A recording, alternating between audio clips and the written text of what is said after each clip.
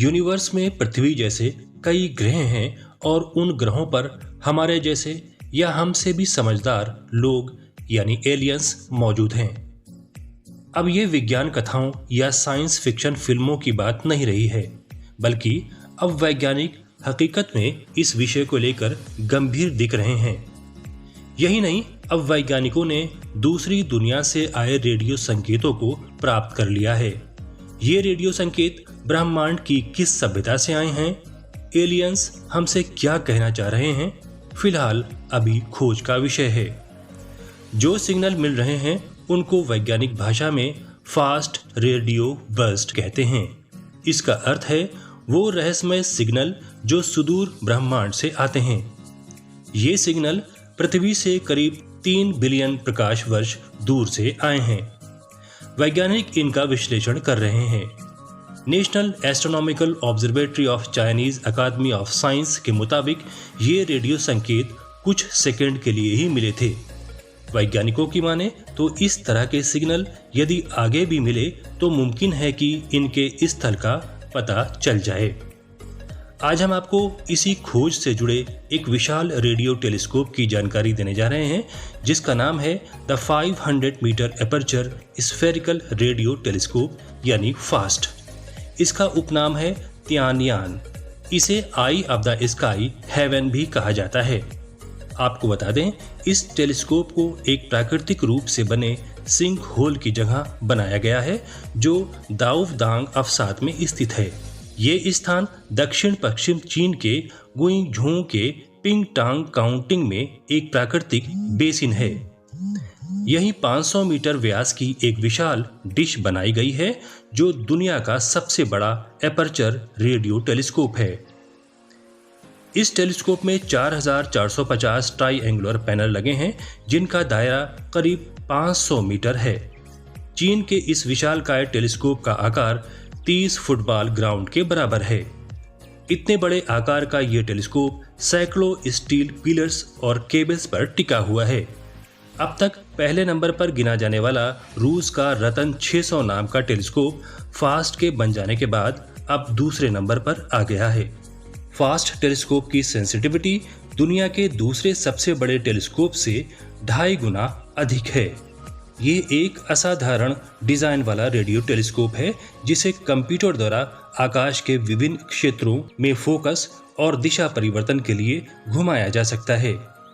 इसमें अलग अलग दिशाओं से रेडियो संकेत प्राप्त करने के लिए विशाल डिश के ऊपर केबल पर सस्पेंड किए गए फीड एंटेना वाले केबल को कंप्यूटर कंट्रोल सिस्टम द्वारा डिजिटल रूप से नियंत्रित चरखी का उपयोग करके परिचालन किया जाता है।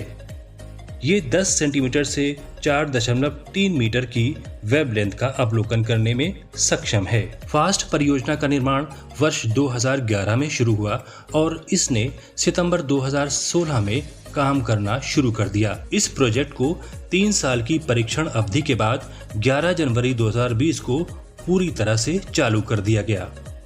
अपनी परीक्षण अवधि में फास्ट टेलीस्कोप ने वर्ष 2017 में 2 नए पल्सर की अपनी पहली खोज को अंजाम दिया। इन नए पल्सर को फास्ट पल्सर 1 और 2 कहा जाता है।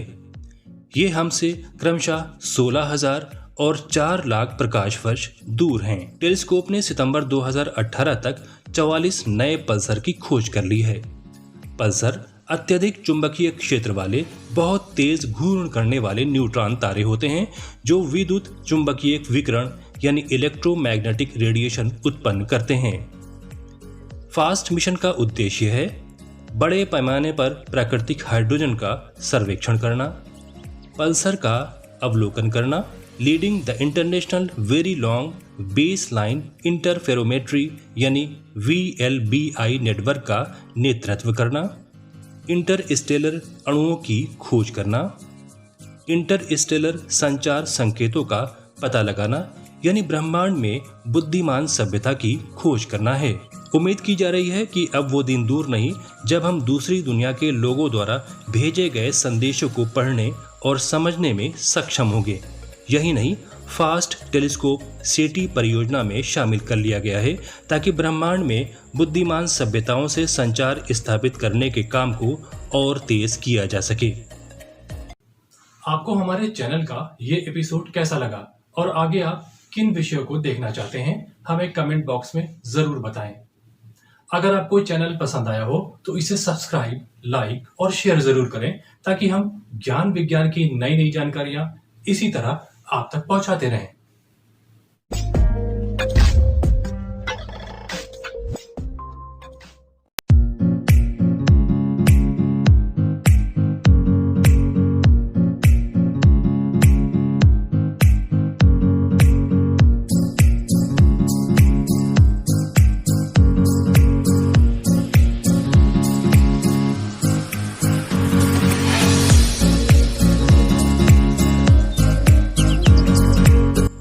अब एक सवाल आपके ज्ञानवर्धन के लिए।